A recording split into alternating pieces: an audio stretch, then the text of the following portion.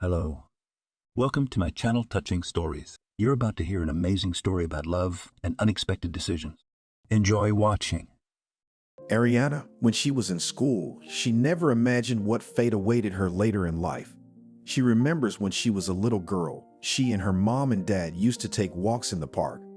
Daddy was tall. He would put her on his shoulders and she would squeal because she was scared. But then Daddy was gone. "Mommy, why did Daddy leave us?" She'd often ask the woman. "Baby, it happens in life. When you grow up, you'll understand everything yourself." Her mother stroked her head. That day, Anthony was going to work. Everything was as usual, nothing foreboding something terrible. The fire station where he worked was not far from home. At some point, the dispatcher's phone rang.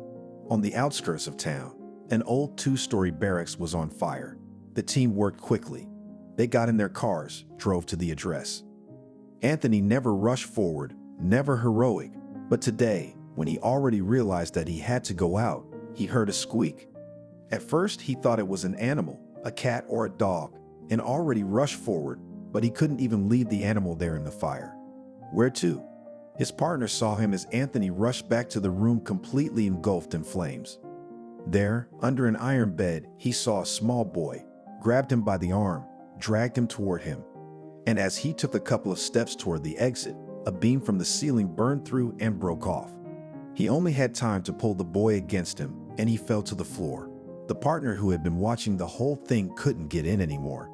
"Anthony, over here, help!" He started calling for help. Once again, the team worked swiftly. The boy's mother and older sister were taken to the hospital. They were unconscious. They were followed by the little boy who Anthony had saved. But Anthony could not be saved. The partner called his wife right away. "Yes, Harry, is something wrong?" She answered him. Of course, she had heard about the fire too, but she had no idea what the man would tell her now. "Celine, be strong." He fell silent. This can't be happening. She realized everything. Unfortunately, it happened, but he saved the boy. "He'll probably get an award now," Harry muttered. "Why do I need awards?" At this point, she was in a pre-fainting state. There was no more Celine could say. And then there was the funeral, and indeed, the head of the city had given an award to Peter for saving people in the fire. But there was no way she could give Selena her husband back. Now Selena and her daughter Ariana were alone. There was also a grandmother who used to come very rarely, but afterwards began to practically live with them. When Ariana was 10 years old, it was the first time her mother felt very sick. "Mommy, what's wrong?" Her daughter came to her. "I'm fine, it's probably just low blood pressure," she told her and took some pills. "Are you sure you're okay?" The girl was worried about her. "Don't worry, it's fine," though Selena herself knew it wasn't, but there was no need to scare the girl. Now her grandmother had practically moved in to live with them because Selena was getting worse every day. When Ariana was in 8th grade, her grandmother went to the village to visit her sister. It was very warm outside, and the girl got ready to go for a walk. "Mom, I'm going outside," she approached her. "Good," agreed her mother. Selena had been almost completely out of bed lately. Ariana went to the courtyard. There she and the girls agreed to meet, and they went for a walk. They reached the park. There were boys sitting on the benches. The girls sat down nearby and started laughing loudly on purpose, attracting the attention of young people. "Girls, why don't you come to the disco with us?" they said to them. "No way." They waved them away. "Well, what's the big deal?" The guys didn't understand. "Let's at least get acquainted," said Ariana. "All right, I'm John and this is Archie, my best friend." The girls introduced themselves to him too. They were still shy and embarrassed, even though they were good looking. "So shall we go to the disco in the evening?" asked John. "I don't even know. My mom is home alone." Ariana looked at her friends. "And what happens if you stay a little longer?" They didn't understand. "You see, she doesn't get up at all," said Ariana, realizing that her grandmother wouldn't come in the evening either. "Oh, nothing will happen to your mom. You left everything for her, didn't you?" her friend asked her. "Of course," Ariana answered her. All the more reason to worry. They didn't understand. And Ariana thought that her mom was really home. She was warm and well. She had water and food, so she shouldn't worry. She wouldn't be so late. The friends walked a little more. The boys joined them, and in the evening, when the disco was to start, they went there. It's fun with you guys, John shouted, trying to outshout the music. With you too, the girls danced. When it was late, Ariana didn't wait until it was over. She went home. One of the girls looked at her watch. No, I'll go, she said, and immediately got up from the chair and headed for the exit. She was in a great hurry to get home because she was afraid for her mom. She didn't know why. Ariana saw that there were lights on in the windows, even though she hadn't turned anything on during the day when she left. Maybe Grandma is here, she said aloud near the entrance, quickly opened the door, went up to the floor. When the girl entered the apartment, she shrieked. Her mom was lying in the hallway. Mommy, she ran up to her. Daughter, the one moved her hand and looked at her. The girl jumped up. She immediately dialed an ambulance. The doctors arrived. It was clear that Selena needed to go to the hospital. Can I come with you? Ariana asked them. If you want, let's go, but believe me, today you have nothing to do in the hospital. Come back tomorrow, one of the medics told her. Early in the morning, the grandmother arrived. When she didn't see her daughter in her room, she immediately realized everything. Ariana, she entered her granddaughter's room. What? Replied the one. It was heard that Ariana's voice was not the same. Where is the mother? The woman asked her. Grandma, I'm sorry, it's all my fault, cried immediately the girl. Yes, explain to me, what is your fault? The woman didn't understand. I wasn't supposed to go anywhere yesterday, but the girls called me to the disco. I decided to stay for a while, and when I came, she stopped talking because tears were choking her. Well, a woman was waiting, and when I came, my mom was already lying on the floor. The girl got up and went somewhere, probably to the toilet. She covered her eyes with her hands and continued to cry. Everything will be fine, get ready. Now we'll go to the hospital, said her grandmother. She herself went to the kitchen to prepare breakfast for her daughter and her granddaughter. While Ariana was getting ready, her grandmother had already made pancakes. Ariana ate some of them and they put some in a container to take to the hospital. Once there, they met with the doctor. The doctor didn't give any positive prognosis. Surgery was needed, but he was afraid to even schedule it. I'm afraid your daughter won't be able to withstand the anesthesia, the doctor told the grandmother. What should we do then? She didn't understand. We will do our best, the specialist promised her. Now Selena was in the hospital for 2 weeks. She was discharged, and then she had to take medication and everything else. Now already Ariana went for walks as little as possible because she realized that it was hard for her grandmother too. And so, when ninth grade was coming to an end, in the morning Ariana woke up as usual and went to the bathroom to wash her face. But before that, she always stopped by her mom's house. Good morning. She peeked into the room and saw her mother's arm hanging off the bed. She went over to her, tried to adjust the blanket, and took her hand, but it was cold. Mommy, Ariana screamed then. She crawled to the floor, tears rolling down her face. She was getting hysterical. Grandma came into the room. Let's get out of here. Let's go, let's go, let's go, let's go. She lifted her up. All the services were called. We had to prepare for the funeral. And if grandmother kept herself in control, she did everything right. Ariana couldn't do anything at all. She didn't understand how she would be alone, what she would do, how to live without her beloved mommy. Selena was buried next to her husband. They were together now. Grandma, tell me, why is this happening? Why does it hurt so much? Ariana asked her. Little girl, don't be sad. You still have a lot to go through, Maria told her. She, of course, could say that her parents were now sitting on a cloud, watching over her, so the girl would be fine. But Ariana was old enough not to believe in those fairy tales. They returned home. They needed to move on with their lives. Now the summer vacation was beginning, and the woman decided that rest in a children's camp to her granddaughter would only benefit her. And when she bought vouchers and informed Ariana about it, the latter took the information quite differently. The girl thought that her grandmother didn't need her, and that she had bought the vouchers on purpose to send her away from herself. Of course, she didn't tell anyone about it. She left. Yes, the time on vacation was very fun. Every day there was some entertainment, disco. Ariana had made a lot of new friends, and now she was returning home with some fear inside. Well, my dear, how did you rest there? Her grandmother asked her. Fine, she answered simply. What's wrong with you? You're not like that. Maria didn't understand her. Grandma, she'd hugged her and cried. What? She didn't understand her. I thought you wanted to leave me too. You sent me to this camp so I wouldn't be with you, Ariana said through her sobs. What are you talking about? The woman pressed her even more tightly against her. It's not true. You won't send me to an orphanage. Ariana looked at her.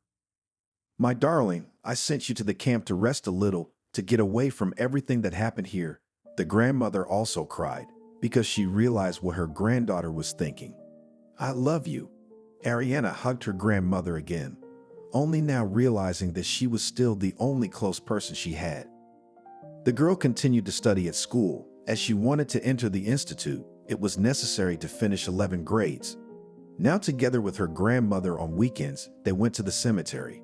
When it was warm, Ariana liked to sit on a bench next to her mom and dad, talk to them, tell them what happened to her and how she was doing. All the same, she and the girls went for walks, went to discos, got acquainted with guys.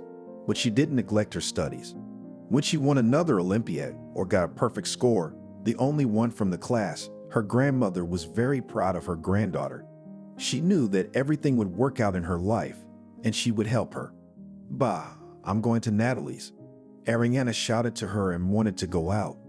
Wait, the woman came out into the hallway. Well, what else? The girl was standing and shuffling from foot to foot. Please be careful, the woman asked her. Why are you suddenly? The granddaughter didn't understand. Her grandmother had seen her off, but never like this. Ariana, be careful with guys too, Maria told her. Bah, yes, what guys? I need to finish school and pass my exams. That's not what I'm thinking about now. She laughed back at her. About that, not about that, but it's never too late to warn, said her grandmother. It was only after that that Ariana opened the doors and walked out. She went to her girlfriend's house, who lived in the neighboring house.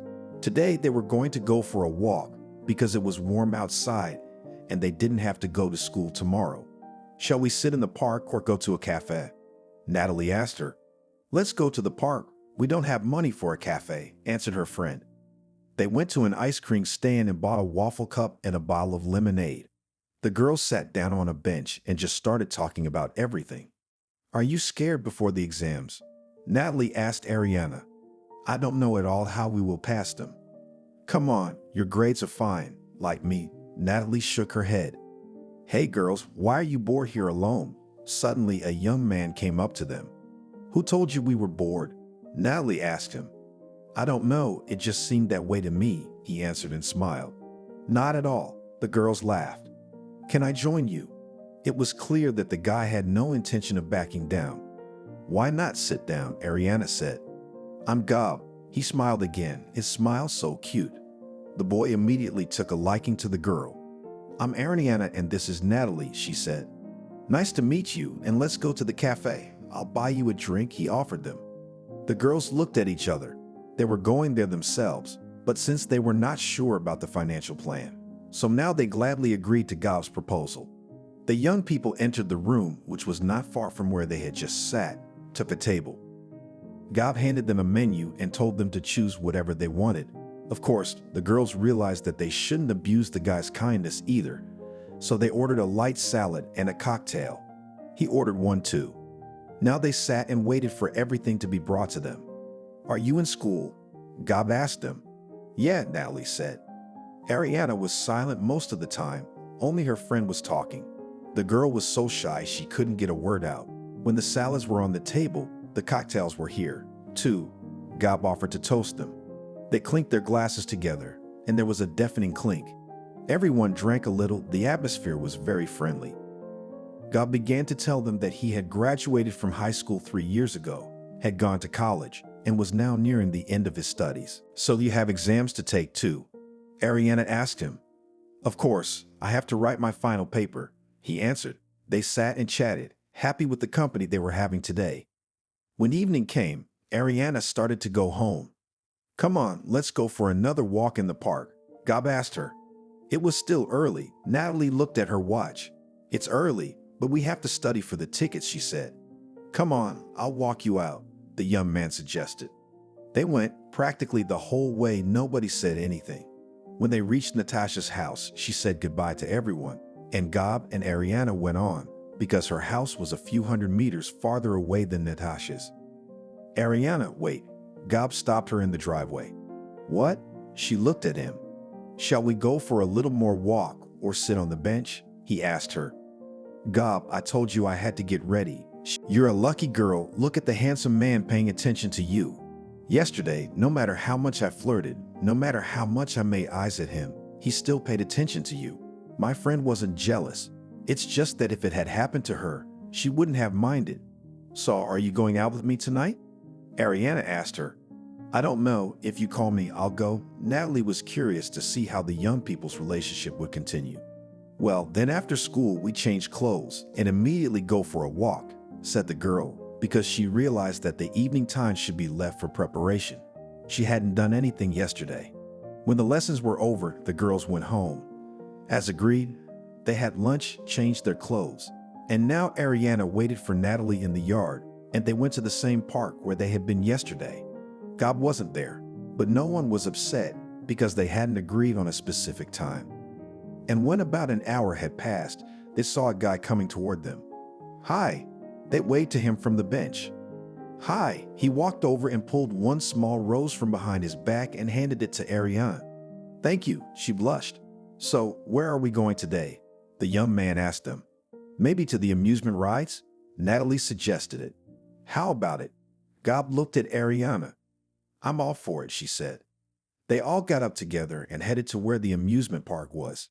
They had been on a lot of rides today, but when they got to the Ferris wheel, Ariana stepped back a little. What are you doing?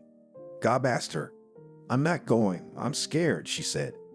Don't be afraid. I'll be right there holding your hand, he told her.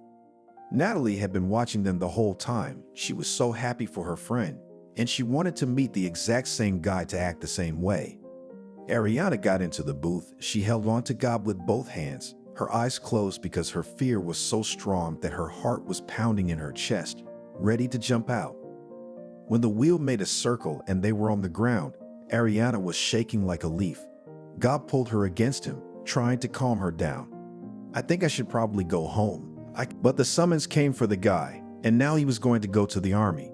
Honey, I love you so much. Ariana hugged him all the time. Sweetheart, 2 years will fly by quickly. I'll be back, he told her. Be sure to write to me every day, she asked him. I haven't gone anywhere yet. He kissed her. Such conversations continued until the send-off. And when everyone gathered at the guy's house, friends, relatives, everyone was there. Everyone was talking about something, laughing, and only Ariana didn't care about it. She was sad. The next day on the platform, she couldn't keep her eyes off him. I'll wait and write, she whispered in his ear and kissed him, kissed him, kissed him. I love you. He kissed her too and spoke back. The boy got on the train and went to the service.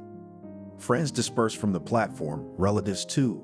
Only Job's parents and Ariana remained. Daughter, don't forget about us. Come and visit, Naomi told her. If you let me, of course, I'll come by. It's not hard for me, Ariana said, wiping away her tears.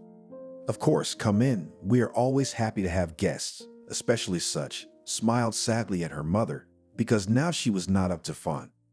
Today, the girl came home. Her grandmother was waiting for her, made pies. They sat down to dinner. Studying continued. Ariana helped to do everything at home because her grandmother was already of age. She also went to see Gob's parents twice a week because she had promised them she would. Oh, Ariana, hi, come on in. Naomi opened the door for her, letting her into the apartment. At first, she walked in, they drank tea and talked. Ariana told her that Gob was writing to her, that she was writing to him. Afterward, she offered to help the woman wash the windows, floors, and do some other things around the house. Naomi didn't mind because her knees were very sore and she couldn't stand on her feet for long or climb high. Gob had been in the army for almost 8 months. During that time, Ariana had accumulated such a stack of letters that she didn't believe she could write so many. She had already practically finished 1 year of school. Now she was preparing for the summer session. One May day, she went once again to visit her lover's parents. She knocked on the door, and nobody opened it for a long time. She already thought that there was no one at home, wanted to leave, but then the door opened. On the threshold stood a young man. "Hello," Ariana said to him. "Hi," he smiled. "I'm here to see Naomi," she said. "And who are you?" He looked at her. "My name is Ariana. I'm Gob's girlfriend," she introduced herself. "Wow, brother, when did you have time?" smirked the young man. "What do you mean, brother?" Ariana looked at him surprised. Neither Job nor his parents had ever said they had another son. "I got back from the army the day before yesterday. I don't know why no one told you about me." He was surprised too.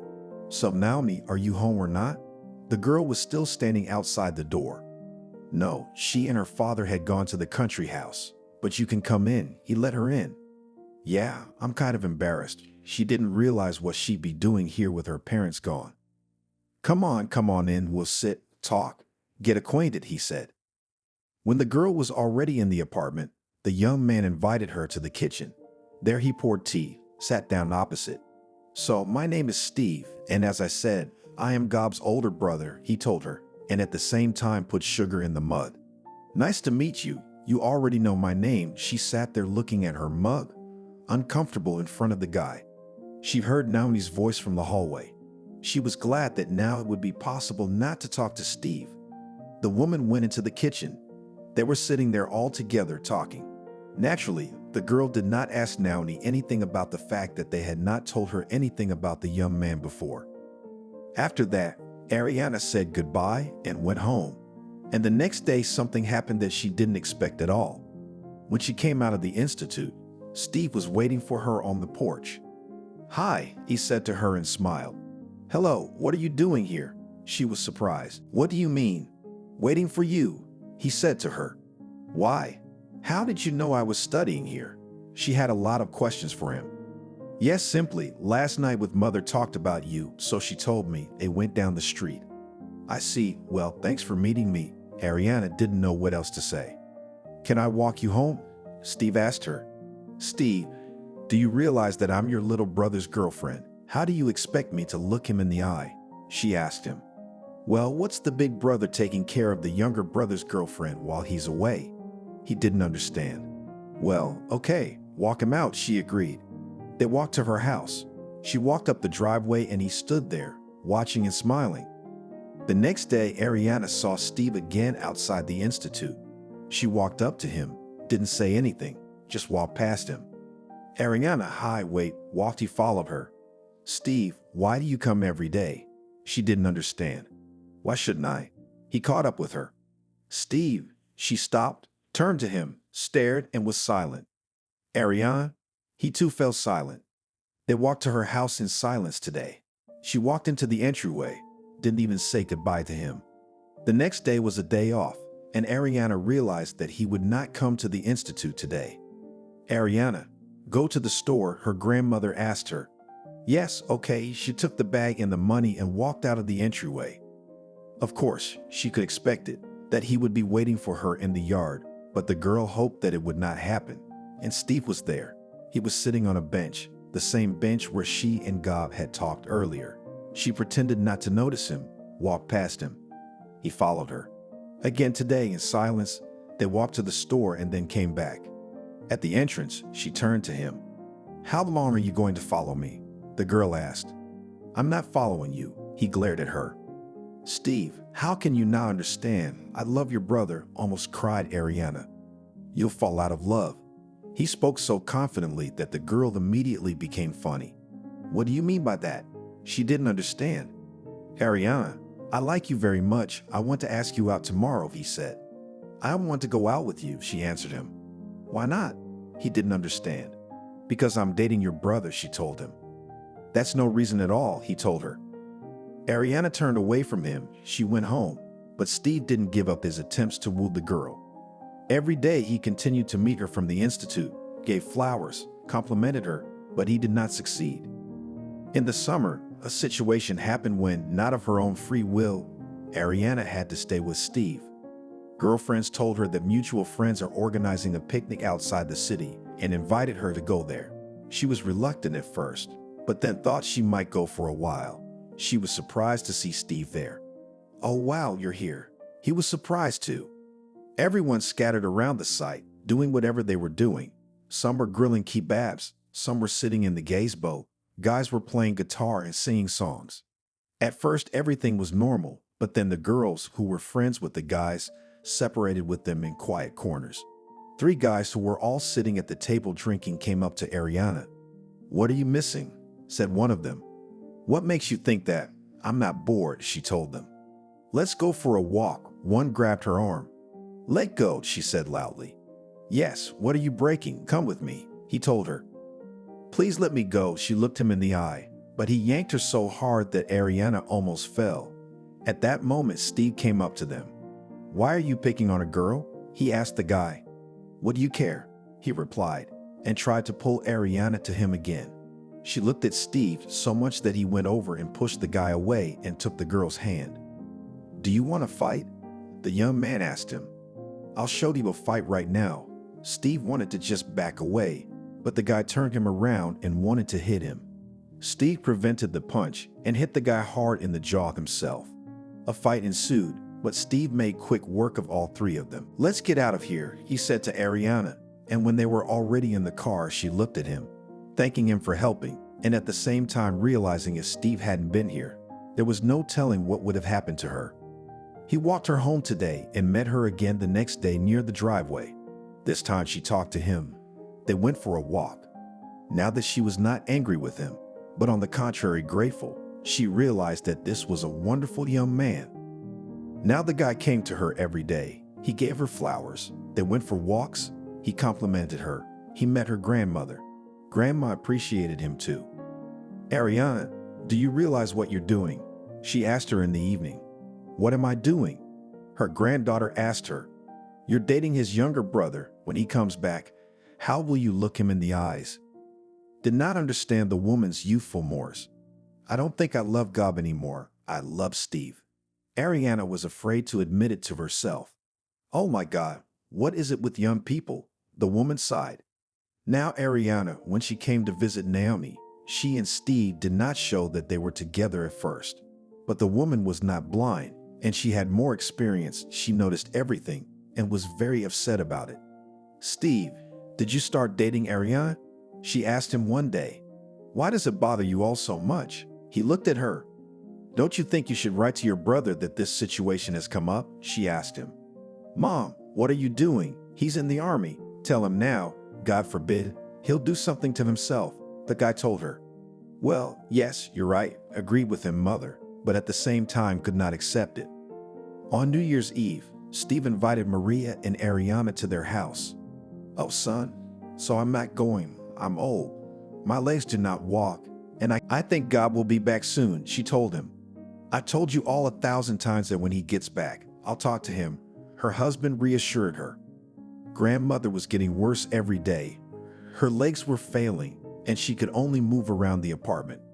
Ariana helped with everything, even asked Steve to take her in for a while.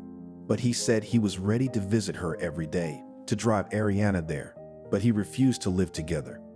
Every day her granddaughter was at her grandmother's house. She was afraid that the same thing might happen as with her mom. "Grandma, how are you doing?" She'd come to see her. "Oh, granddaughter, how can they be? Nothing has changed. Everything hurts," she sighed. "Maybe you should go to the hospital," the girl asked. "What will they do there?" The woman did not believe the doctors for a long time. By the end of the summer, the woman had just collapsed, so Ariana took her to the hospital. The woman spent 2 weeks there, and as she said, that didn't help her. Ariana started school again. She tried to get through her lectures and then returned home, afraid of missing the moment when her grandmother would be gone. "Ariana, stay with me today," a woman asked her one day. "Okay," the girl agreed, although she had never done so before. She called her husband and informed him that she would stay with her grandmother today. He understood everything, said nothing. They both felt it had to be done today, because the grandmother was gone at night. It was a blow to the girl. She had no one left at all now. When it was Maria's funeral, Ariana didn't think of anything at all. Steve did everything for her, helped her. His parents also got involved, and no one expected, when they came home, that on the same day Gob would return from the army. In the first year of service, The guy was very happy when he received almost everyday letters from his beloved. He would read them and immediately write a reply. Sometimes when he read a letter, he felt that Ariana was here with him. Then he noticed that the letters began to come less and less often. Had he not received a letter again today? His comrades asked him. No, he answered calmly. Well, you realize what it means, don't you? They told him. And what does it mean? He looked at a comrade with whom he had a very good relationship. Yes, she's found someone else, he laughed.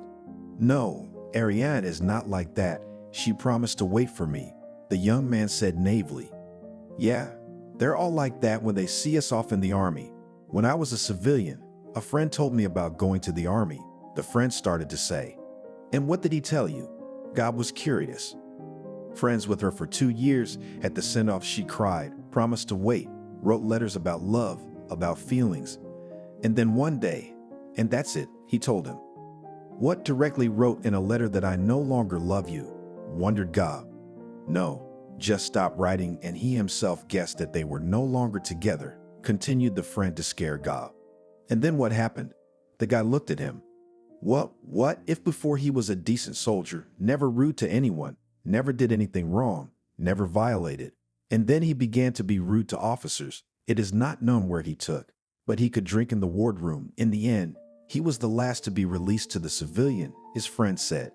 No, I will definitely not do that. But if she really left me, then from her side it would not be fair at all, because before she and I never had secrets from each other, he shared with his friend. But time passed, there were still no letters. Then Gob decided to write to his parents. He sat down at the table that same evening and began to compose a letter to his mother. He asked if she had seen Ariana, why she did not write to him, and in general, what was going on. When his mother received the letter, she decided not to say anything to anyone. She wrote to Gob that Ariana was no longer visiting them, and she hadn't seen her in a long time. That letter, when he got it, didn't sit well with him. He wanted clarity, and there was none. And so at last, when the service came to an end, he got on the train to go home. And there, under the clatter of the wheels, he pondered where he would go first, to his girlfriend or home. When he got off at the station, he decided that he would go in, leave his bags at home, and then go to Ariana. He went to the house. When he knocked on the apartment, no one opened it. The guy decided to wait. After a while, he saw his mother in a black scarf. Mom. He got up to meet her and hug her. What happened? Son, Gob's back. She hugged him. Tell me what happened. He was tense about her wearing the black shawl. Ariana's grandmother had died. There was nothing to hide, so she told him. Really, when? The guy was stunned. A few days ago, we buried her today, she mumbled to him. Well, let's go, I'll bring the bag, and immediately to her. Now Gob thought that she did not write to him because his grandmother was sick, she was ill, and Ariana was not up to letters. Gob, come on, we're going up to the house. I have something to tell you, Mom said to him, lowered her head and went into the entryway. Is something else wrong? He guessed. Come on, I'll tell you everything. She felt guilty in front of her son. Usually, when young men return from the army, they are welcomed. Mothers shed tears of joy. Girls rejoice, friends also. But today it was a bit awkward. They entered the apartment. The woman realized that her son might be hungry. She went straight to the kitchen, took food out of the refrigerator, began to heat it. Gob washed his hands, sat down at the table. Mom, do not languish. Talk already. He looked at his mother. She sat down at the table, folded her hands in front of her. Gob, Ariane is no longer with you, she told him. Well, that's about what I figured, he replied calmly. Gob, please don't get mad. Don't do anything stupid, Mom cried. I mean, that's not all the information. He didn't want any more. He couldn't understand how this humble and decent Ariana could do anything else. Yes, she wouldn't look at him because she was ashamed of her son, her daughter-in-law. So, what's next? He asked and didn't realize what could be worse than what his mother had just told him. Gob, promise me that you won't do anything stupid. Once again, the woman asked him. Mom, he couldn't stand the waiting any longer. Ariana got married, the woman said slowly.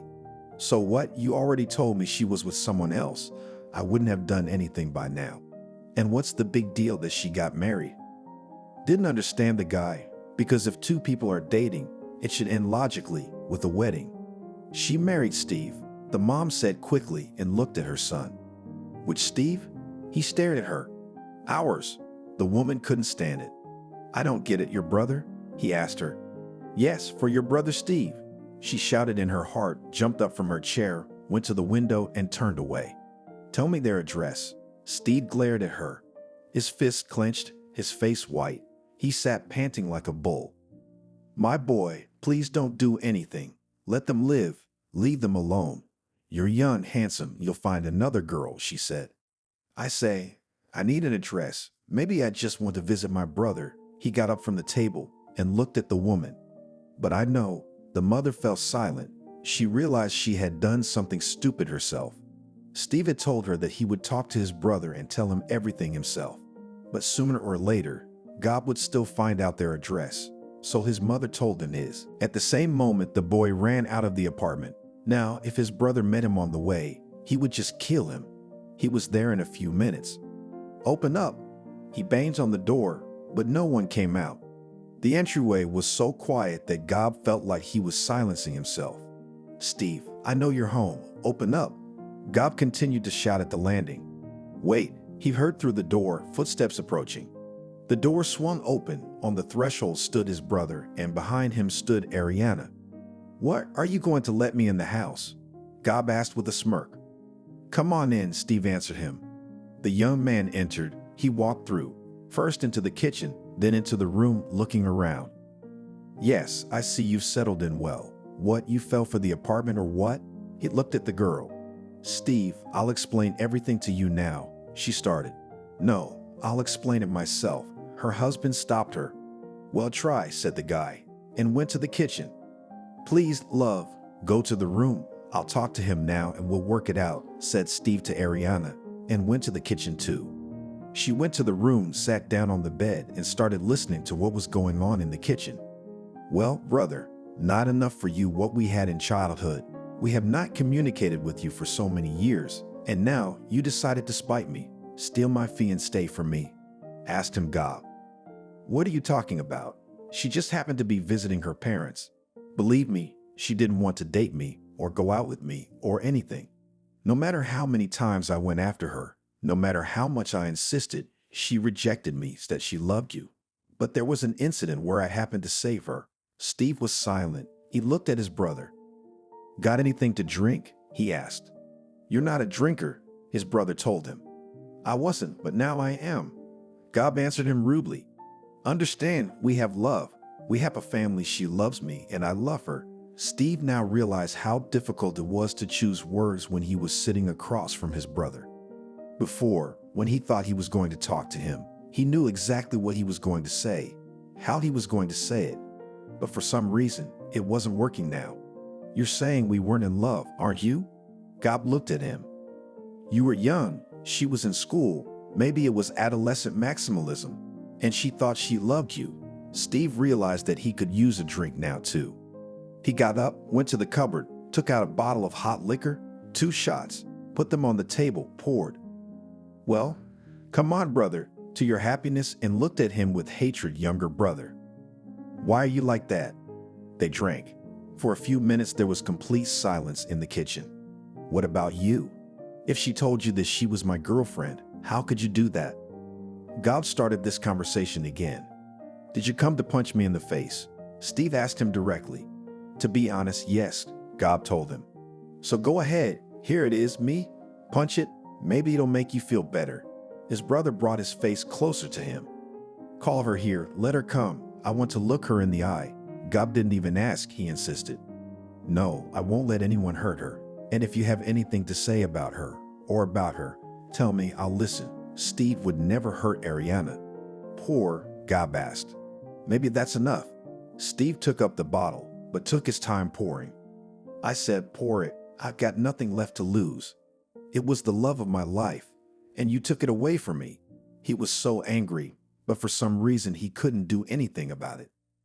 Steve poured, and then another and another.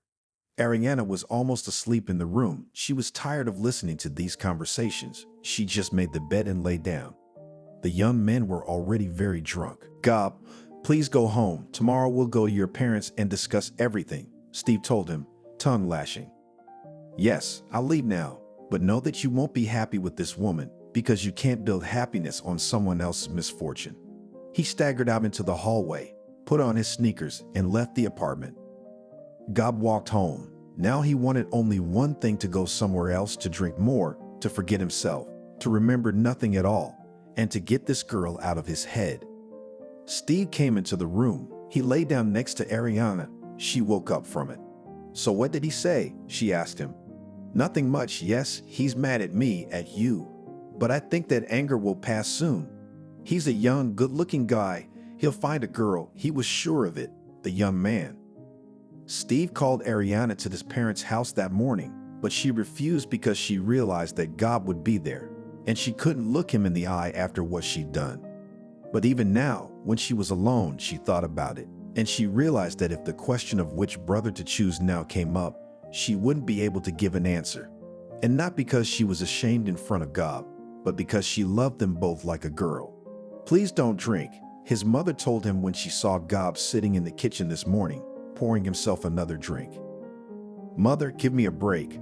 I just got back from the army. I have a right, he answered her, and poured himself another drink. Mom realized that this would not end well, so she tried all the time to be near and support, but it only annoyed the guy. After 2 weeks of unrestrained drinking, Gob collected his bag. He went out into the hallway, began to dress. Son, where are you going? His mother asked him.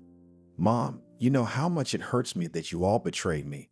I wrote to you. Why couldn't you answer me? Maybe I would have prepared myself mentally and I wouldn't be like this now. He smirked, threw his bag on his shoulder, opened the door, walked out. Are you coming back? His mother looked after him. I think not, he answered her, laughed, and went further downstairs. Steve, why don't you come to us? Naomi cried and called her eldest son. Mom, Ariana doesn't want to because Gob is there. He wouldn't lie to her. He's gone, the woman sobbed. Gone where? Steve didn't understand. I don't know. He packed a bag and left. Please come, at least we'll talk to you, she told him. Ariana didn't resist now. They packed up and went to visit the woman. She sat at the table and sobbed. She realized that she could not tear herself between her sons. She cared for them both. Naomi, don't be so upset. The girl pitied her. Yes, how can I not be upset? I understand everything. I love both of them. I don't know how it could happen, she said in a quiet voice.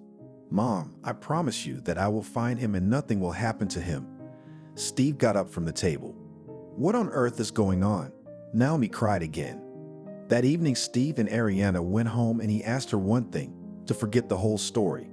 And if she really loves him and really treats him well, she will forget everything and think only about her family.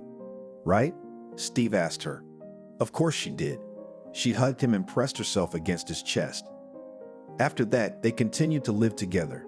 The story with Gob seemed to be forgotten. He called his mother at some point and told her that he had gotten a good job and he was getting paid, but it was far away.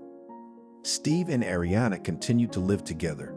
He was working as an ordinary office worker, but he wanted to get a better job. At some point, he got a call saying that the resume he had submitted had gone through and they were waiting for an interview. Ariana, can you believe it? I'm going to be interviewed at that firm I told you about, he told her. Oh yes, the one you dreamed about, she remembered. Yes, he replied. She was happy for her husband because she knew he had been dreaming of that position for a very long time. He had submitted resumes several times but didn't get through because the staff was full and no one was needed. Now he got a call telling him to come in. Steve didn't put it off because there was a possibility that someone else would be invited and he wouldn't pass. The day after the call, he went to the interview. Everything went perfectly. Even though he was told that we would call you back, he knew for sure that he had already been hired by the company. Just as he thought he would, it turned out that way. 2 days later, they called him back and told him to get a physical exam, and then he could go to work. Steve didn't hesitate for a minute. He had quit his last job, and now he was sitting in the corridors of the clinic, taking tests and everything else, getting ready for his new work routine. I'm so happy for you, Ariana told him at home. She continued to study. Her husband told her that she could not work anywhere, so she cooked. cozied up and everything else.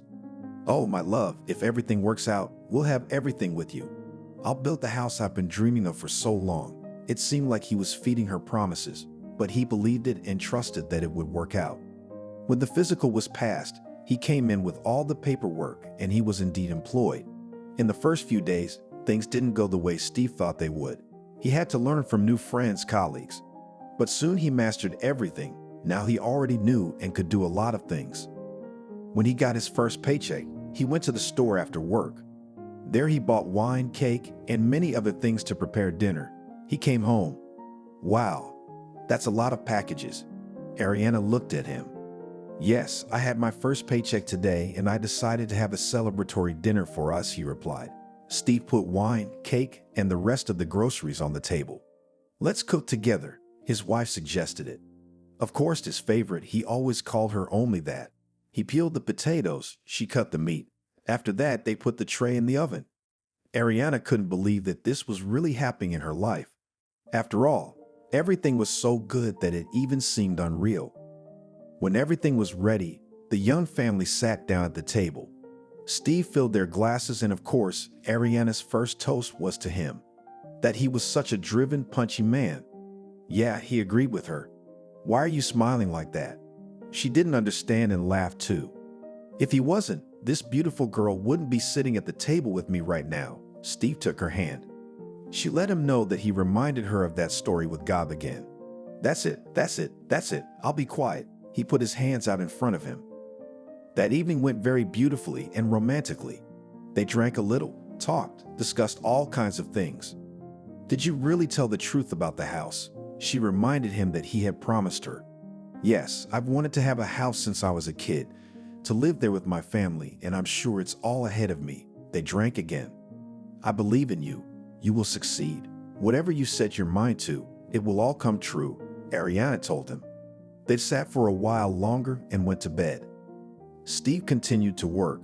The pay was very good, plus they got monthly bonuses, and at the end of the year they gave him an annual bonus. He knew that, which is why he was eager to get a job here. And when, after a year and a half of work in the organization, he told Ariana that he had bought a plot at a very good price, she rejoiced and hugged her husband. "Wow, what a great job you did. I knew you would do well," she told him. Steve called his friends, also hired workers, helped himself, and when there was free time, they were always lost at the construction site. "Darling, you're never home," Ariana told him. "Darling, do you want to live in your own house?" he asked her. "Of course I do," she smiled at him. "Well, then wait a little while and everything will be fine." He hugged her because he loved her very much and wanted to do everything to make her smile. 6 months passed. The house was almost completely built. It couldn't help but make everyone happy. And now that there wasn't much left to do, Steve relaxed a bit and started to be home more often. "Ariana, it's your birthday in a week. Where would you like to celebrate it?" he asked his wife. "I don't even know. I haven't thought about it." She looked at him. "Well, I will not spare any money for my beloved. You want a restaurant? You want something else?" He shrugged. "Why don't we go on vacation for a week?" she asked him. "Yes, a vacation is a good idea," he agreed with her. And a week later, when Ariana's birthday was 2 days away, the young family went on a trip. "You have no idea how much I love you," Ariana told him. "Beloved, everything is for you," he told her. He only took 5 days off, so it was a small but very romantic vacation.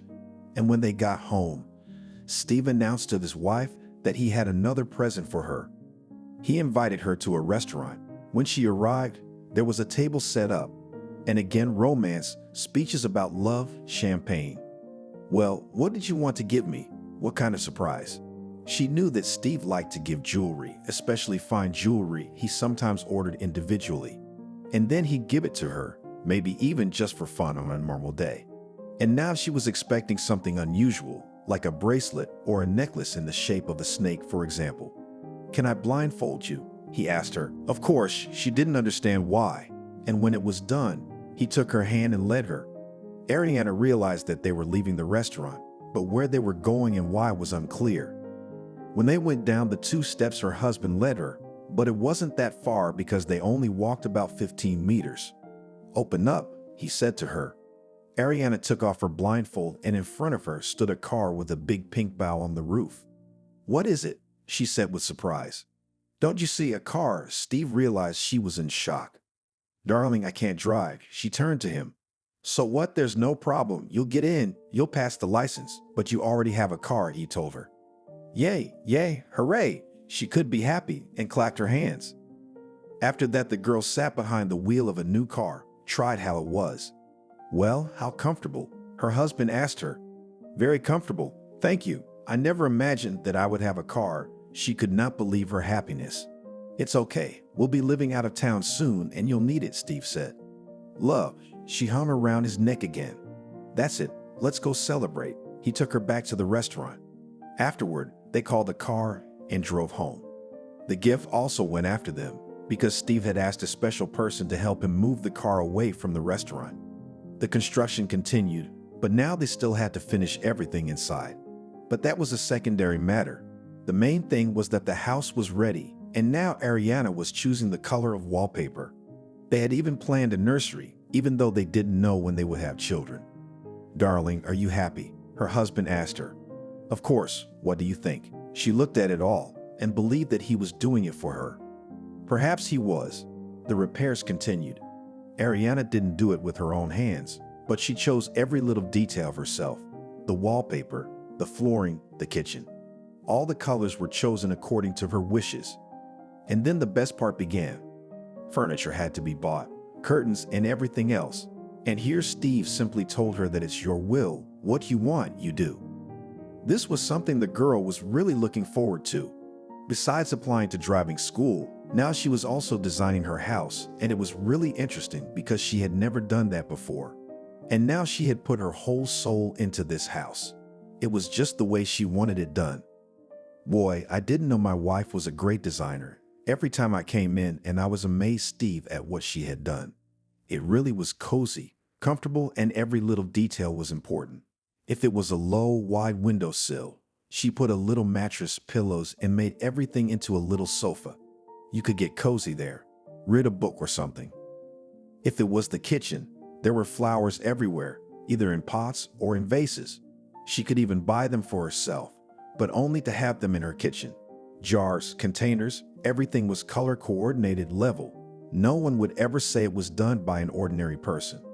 "You're my good girl." Steve hugged her, and she was glad of that praise because she didn't need more than that. Now they were already living in the house. Everything was cozy, comfortable. Husband and wife were happy that they did it all themselves. He built it, she furnished it. One day Steve's phone rang. He looked at Ariana. "Who is it?" she asked quietly. "Mom," he answered. "So why aren't you answering?" She was surprised. Now he picked up the phone, and he didn't think Naomi would say anything nice to him. "Hello, son." He heard in the receiver instead of greeting. Steve heard his mom sobbing. What happened? He didn't understand. "Please come urgently with Ariana to my place," she was saying.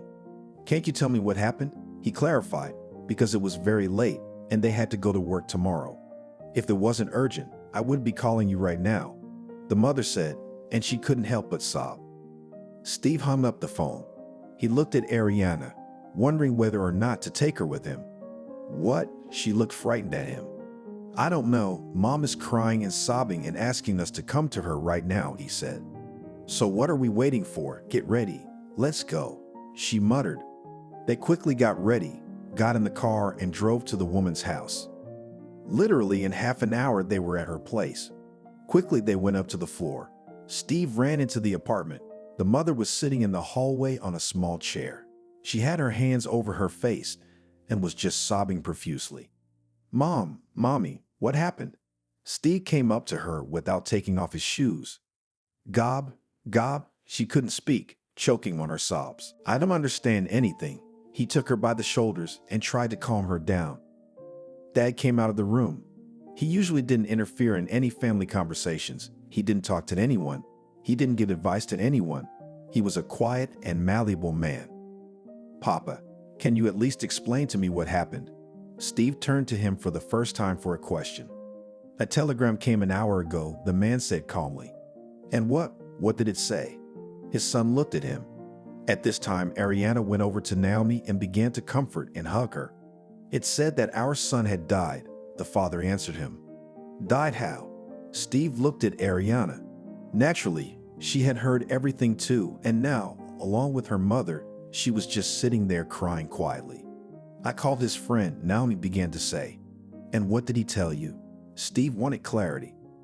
Gob had gotten a job on a drilling rig, and when they were drilling another well, gas started coming out.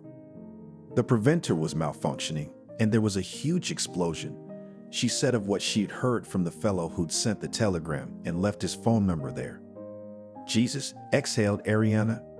Don't worry, it's all right. Now it was not only the mother who needed to be reassured, but his wife as well. There are drops in there, his father told him and walked back into the room. Steve quickly took the drops, poured 2 glasses of water, dribbled some and gave it to his wife and mother. It was very sad. It was impossible to take such news, and even more so because of the fact that there would be no body. Everything was happening on the river bank. 8 people died, some were thrown to the other side, and some were thrown into the river and carried away by the current. Apparently, Gob was one of them. Now it was a shared grief that had to be shared. Mom, Dad, let's go to our place. We have more room. You can stay with us for a while, Steve suggested. Thanks, son. We can manage here, the woman replied. Today, Steve and Ariana stay at his parents' house because they understood how badly his mother was feeling. When Ariana went to the kitchen in the morning, her mother had prepared some light breakfast, sat at the table, and cried again. Naomi, since we don't have a body, let's collect everything Gob loved. We'll take a picture, his favorite things, and just make a grave in the cemetery, because we have to go out and mourn him, Ariana suggested. Yeah, that's probably what we'll do. The woman agreed with her. The woman agreed with her. The woman agreed with her. Steve helped his wife and mother with everything. It didn't matter how he felt about his brother, but it was his blood. He did everything to calm their tense nerves. Steve didn't want his 2 favorite women to cry. But the young men's lives went on. They needed to go about their work, their business. Not a few weeks later, Steve and Ariana were back in their home, doing business as usual. So how's your driving going? Steve asked her. Oh, our instructor's not like that, Ariana told him. What do you mean different? Steve didn't understand her. I don't know. I don't understand a lot of things, the girl frowned. Do you want me to help you? He asked her. I do, she replied. And now they often sat at the computer, solving the tickets that were to pass. This could not but please the girl. Here, now that you explained, I understand everything, she said to him. Well, so professional. He lifted his chin up, showing her that he was proud of himself. When the girl started her driving test, at first she was scared and it seemed difficult, but after sorting out all the tickets with her husband, she really understood everything. And when the X day came, she passed the theory. Well, Steve was waiting for her. I passed. Ariana rejoiced and jumped up and down. Wait, theory is one thing, but practice is another, he told her. Are you doubting me? She looked at him. Of course not. It's just that we need to practice on our car, he told her when they got to their house. Then, without putting all this off, Steve put his wife behind the wheel, sat beside her himself, and helped her. She seemed to be able to handle everything, so Ariana wasn't afraid of the exams at all. And when the day and hour was set, she went there and was ready for anything. May I? She asked the instructor. Sure, have a seat, he invited her. She sat down, put her feet closer to the pedals, put her hands on the steering wheel.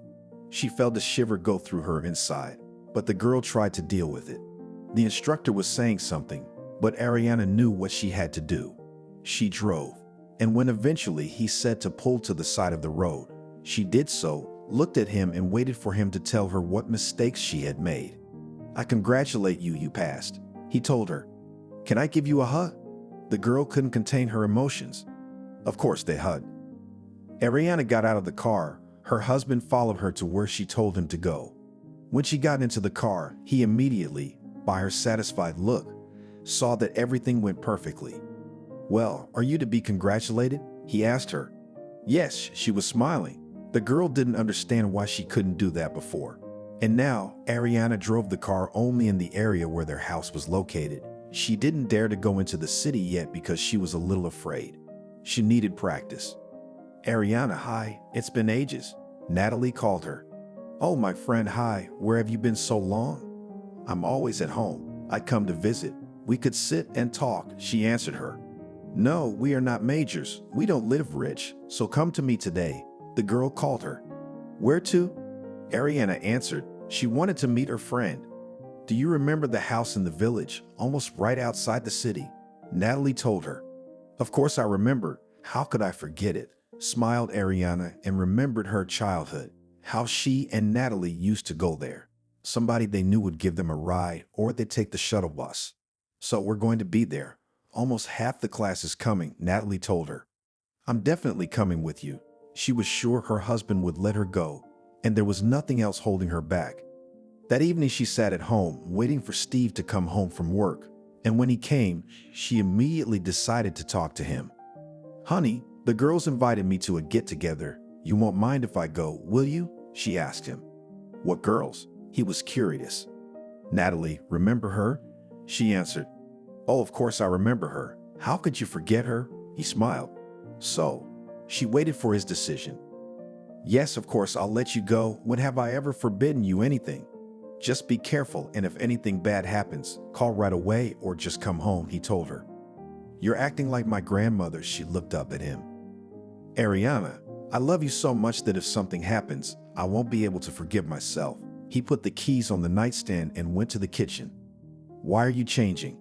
Ariana asked her husband. Don't you need a ride? He was surprised. I can drive myself. She rolled her eyes. Just a few weeks behind the wheel and you're already independent. Steve pretended to be offended. Please don't be offended. It's not that far. I'm very careful, she told him. Well, okay. Just promise me that you will not exceed the speed limit, that you will not overtake anyone, and for God's sake, just do not drink. If you sit drunk behind the wheel, then... He stopped talking and looked at her, and over his shoulder, hugged his wife. Ariana was unspeakably pleased. Not only would she be going to meet her girlfriends, whom she hadn't seen in so long, but she'd be driving her own car. She'll tell the girls that her husband gave her the car. They'll be jealous. Her phone rang again, and it was Natalie again. Yeah, Natalie, hi, she told her. Listen, how are you going to get there? Her friend asked. By car, Ariana answered. Can't you bring a couple more people? It's just expensive to take a cab, her friend asked her. Of course, Ariana was fine with that. So she got into her car that evening and drove to where two more girls were waiting for her. They got in the back seat, and now they were heading to where the party was to be held. Are you going to spend the night there? The passengers asked Ariana. I don't know. What makes you think that? She asked. Well, it's just that you're driving, and there will be alcohol there anyway, they told her. Oh, girls, I'm indifferent to it, she answered them honestly. I see. They laughed in the back seat. They drove on in silence. Ariana was focused on the road, and then in the distance, the very house they needed to arrive at showed up. They got out of the car. Ariana put it in the right place, and they walked into the yard. Everyone was very excited to meet each other. There were only two boys. They walked in where a fire had been built. The meat was marinated. All that was left was to put it on skewers and cook it. The girls were circling the table, making salads and appetizers, canapes and everything else. Ariana, Natalie ran up to her and gave her a hug. Shit, friend, why haven't we seen you for so long? We live in the same city, right? Oh, you and your love stories, you've lost your way, Natalie reproached her. I promise you that we will see each other more often, Ariana tried to promise her. I'll take you at your word, her friend told her. Madam, a young man came up to her and held out a glass with a pink liquid. Very high, what's this? Ariana asked him. A cocktail for a beautiful girl, he replied. With alcohol, she clarified. Oh, it's only 30 grams, he told her. So what? I'm driving, answered his classmate. Ariana, it's only the beginning of the evening. In 2 hours you won't have anything in your system, he assured her. All right, I'll take your word for it, she told him and sipped from her pipe. It was fun. The guys were talking about who had settled down, who was studying where, who was working where. Ariana drank one cocktail. Barry then brought her a second, a third. She was already feeling so good that she didn't notice anything or anyone around her. It was 6 o'clock in the morning when the girls Ariana had come with started to go home. "What are you guys driving?" Ariana asked them. "We thought you were going to drive us and back. That's what you told your husband? You were in a hurry to get home, so we thought." They stood beside her.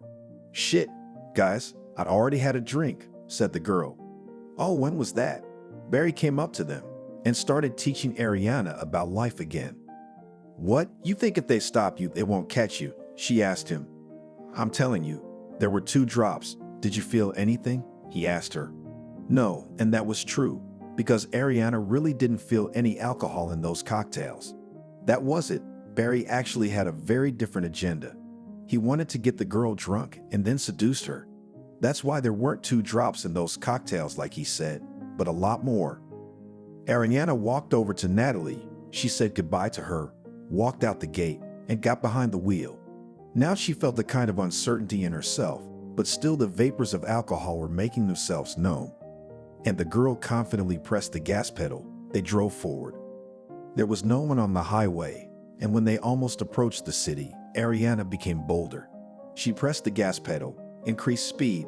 There was a truck in front of her, so she went to overtake. Ariana turned on her turn signal, swerved. She didn't slow down at all. Suddenly, a car appeared on the opposite side of the road. A hard impact, and then darkness. What and how it was, Ariana does not remember, does not know, and in general, there are no memories about it. She opened her eyes and saw a white ceiling. She wanted to turn her head, but she couldn't move.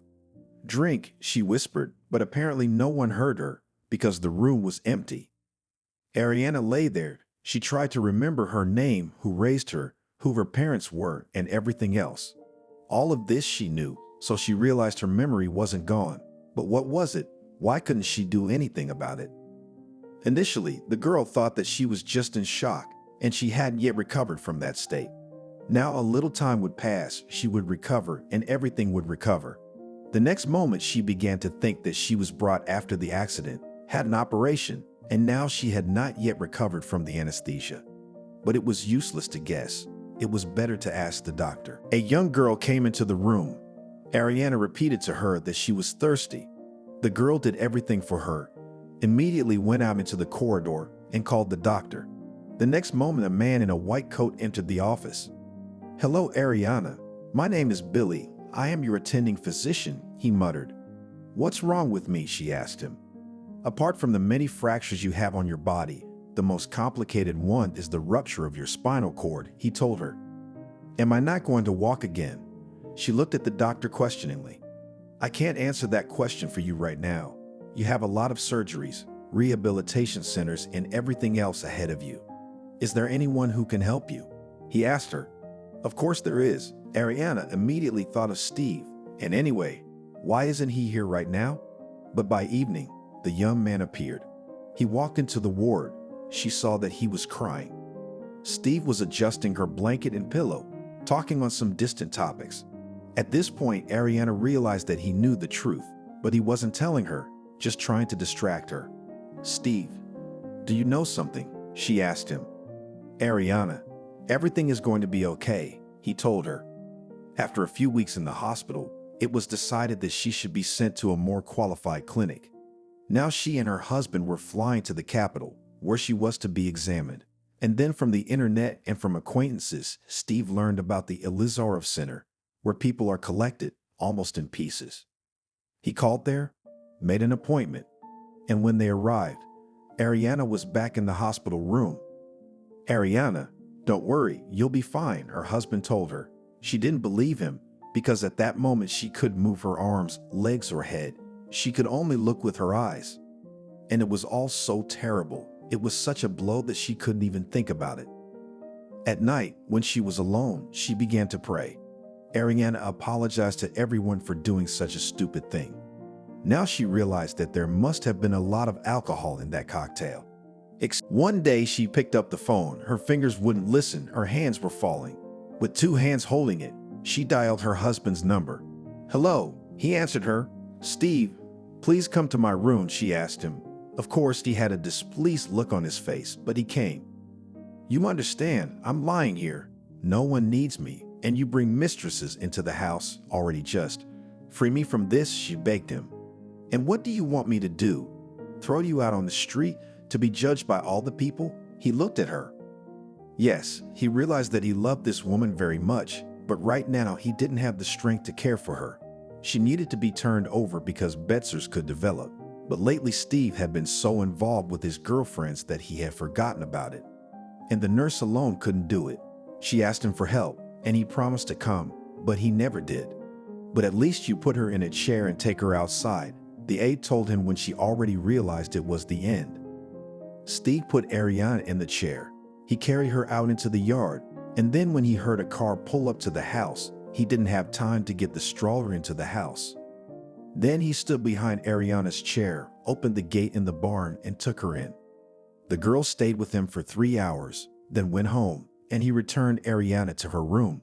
So how many do you have? She shouted at him. Ariana, please, it's not your problem now, he told her calmly. If you bring your mistress again, I will shout so that she knows, so that everyone knows what you have going on here.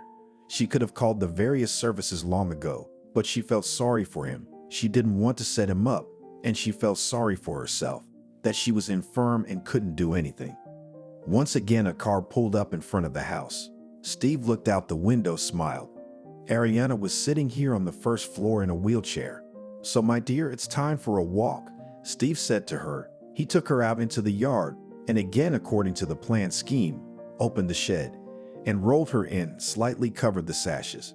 He himself returned home, met his guest, and they did who knows what in the house. But for some reason, Steve didn't come for his wife in the evening. Apparently, the mistress had decided to stay the night. Ariana sat in the chair. She was freezing. She had nothing with her. The girl was hungry. She was thirsty. She was freezing. And now she realized that no one needs sick people. Suddenly, the gate opened and a young man walked in. Ariana heard the fence rattle and tried to look out through the gap that was left in the unclosed doors. She saw him, but didn't realize who it was. And then the guest saw the dog barking at him, made the kind of gesture that only Gob did. Gob? Said Ariana quietly at first. She just didn't believe it could be him, but she saw the guy stop. Gob! He shouted to him. Where are you? He recognized her voice immediately. Gob, I'm here in the barn, Ariana shouted to him. It was already night outside, and she didn't understand why he had come. Gob went to the voice. There was darkness all around. He lit himself up with his cell phone, and he couldn't believe his eyes. Ariana, what's wrong with you? He didn't understand. It's a long story, she cried, and she would have loved to cuddle up to him, but she couldn't because he was standing very far away. Well, briefly at least, he wanted to hear it. You see, Steve gave me the car, and she told him everything until now.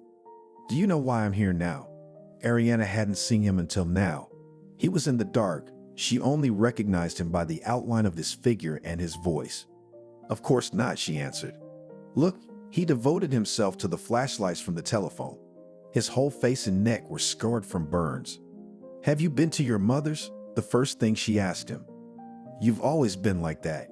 You take care of others first and then yourself. No, I haven't been to my mother's. I just don't know how I survived. I washed up on the other side of the river. I don't know how long I was there. I was picked up by the locals, dragged to their place, and a woman treated me for a long time with various herbs, some local incantations. And here I am, in front of you, alive. And now that I was able to get out of there, able to get up, able to stand on my feet, I decided that I would just kill my brother. I don't care if I go to jail. What matters to me is that I loved you very much. I know that you loved me too, and maybe you still do, but it's just that my brother spoke to you, took something from you. You missed tenderness and affection and everything else, and you gave in, and then you couldn't back out. He said all that and got down on his knees in front of her. Gob, what are you doing? She asked him, realizing he was telling the truth. Ariana, I'm sorry for everything I said to you then. I really don't think so. He took her hands in his. Take me away from here, she begged. First, I want to get back at him, my brother.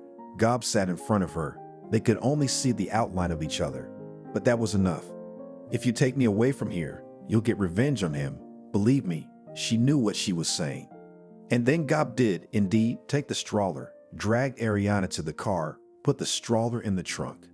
And they drove away, decided not to come back for a while, so no one would know where they were or what they were doing. Steve spent the night in bed with his mistress. He didn't even think how his wife was, that she was cold, that she was sick or something else. In the morning, while his new lover slept in bed, he decided he needed to feed Ariana. He still had some feelings for her. He went and got something from the fridge and went to the barn. When he opened it to feed his wife breakfast, he froze. The shed was empty. "Ariana, where are you?"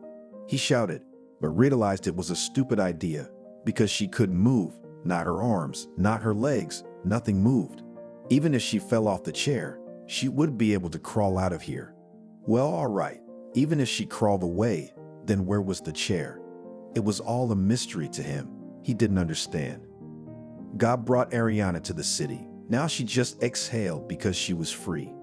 She realized that they could safely go to her apartment now, so she suggested it to him.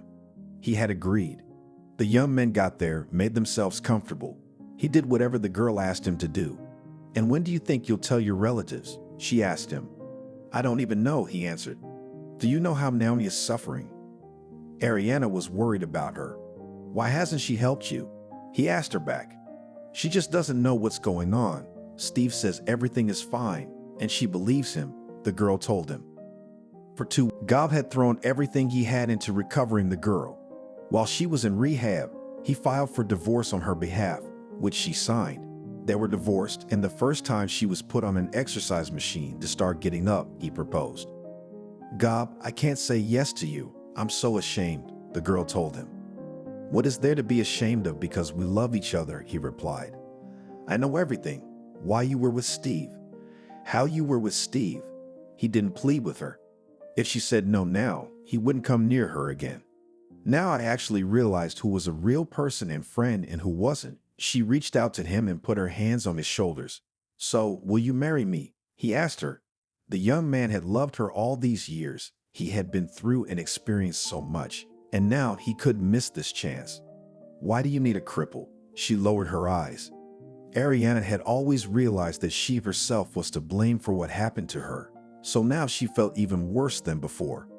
"Who is an invalid? You are the healthiest person in the world. I love you so much. I will do anything to make you healthy," he promised the girl. "I have to think about it," Ariana answered him. To be honest, she wasn't going to do it, but she had to take her time. Steve, when he found out that Ariana was taken away by his younger brother, he even exhaled. And when his mother told him that what he did was wrong, he just laughed in her face and said that he wasn't hired to pick up invalids. Ariana finally said yes to Gob. They started living together in the apartment where her grandmother lived. They were doing well. "Are we getting married?" Gob asked her one day. "But what about me in a wheelchair?" she asked him. "What's the big deal?" He didn't understand. It had been a year since he'd taken her out of that barn. Her arms were starting to move, even better. She could sit up confidently, already leaning on her elbows, able to pull herself up on a chair and transfer to another seat. Now that they had purchased a special exercise machine that lifted her out of bed, she could exercise, even walk. God was sure she would walk again. Their wedding had been modest, not like the one with Steve, but somehow this wedding was happier for the girl than the first one. She continued to study hard. God was supportive. He worked one job, 2 jobs, 3 jobs, doing whatever it took to make money for his family. They traveled to surgeons. Ariana had surgeries. She had a titanium bridge put in, and now she was able to stay on her feet with the help of a walker, but she still needed support. It was 2 years after their wedding. Naomi came to visit them. She said hello to Naomi. Hunter smiled. "And you look really good," she told her. Job sat down next to his wife, Hunter. Mom sat across from her children. And even if one had these injuries, the other had others, but they were happy. "I have news for you," Ariana told her. "What news?" They were both surprised, because she never left the house without them. "You will soon become a grandmother, and you will become a daddy." She looked at her beloved husband and put his hand on her stomach.